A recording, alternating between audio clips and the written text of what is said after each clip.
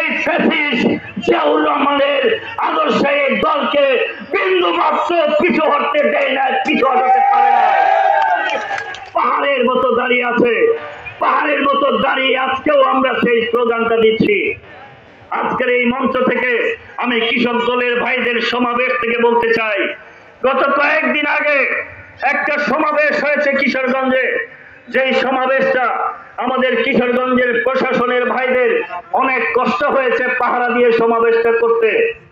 আমি সেই বাচ্চা ছেলেরা জুলাইয়ের আন্দোলনের নেতৃত্বে ছিলেন, আমি তাদেরকে সাধুবাদ জানাই।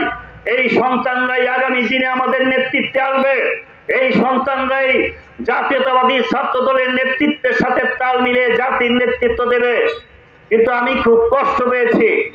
কষ্ট আমার এই জন্যে, সেই সমাবেশে চিহ্নিত যারা ওয়াসিম মুগ্ধ সাইদের উপর গুলি করেছে, আমাদের কিশোরগঞ্জের আব্দুল্লাহর উপর গুলি করেছে, অস্ত্র হাতে নিয়ে আমাদের সন্তানদেরকে হত্যার জন্য গুলি করেছে, আমাদের বোনদের উপর অত্যাচার করেছে, সেই ছাত্রলীগ যুবলীগের নামদারি অনেক ফ্যাসিস্টকে আমরা সেই সমাবেশে দেখেছি।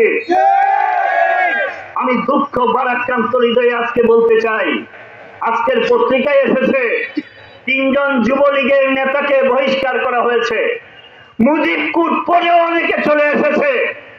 আমি সেই বৈষম্যের নেতাদেরকে বলতে চাই, জাতীয় নাগরিক পার্টিকে বলতে চাই, 1 বছর এখনো পেরোই নাই, 1 বছর শেষ হয় নাই।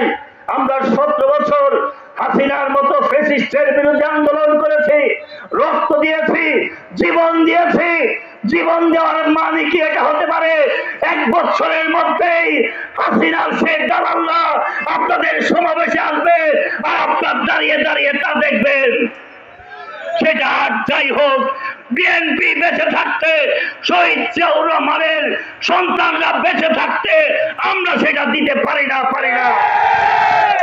তাই আমি এনসিপির নেতৃবৃন্দকে সাবধান করতে চাই, রাজনীতি করো তাতে আমাদের দুঃখ নেই, কথাবার্তা কিন্তু সাবধানে বলতে হবে। যার তার সম্বন্ধে কথা বললে আমরা কিন্তু সবকিছু সহ্য করব না। আমাদের নেতা শহীদ জিয়াউর রহমান বাংলাদেশের আদর্শের প্রতীক, যেই মানুষটা মুক্তিযুদ্ধের ঘোষণার মধ্য দিয়ে বাংলাদেশকে স্বাধীন করেছেন, তার সম্বন্ধে কথা বললে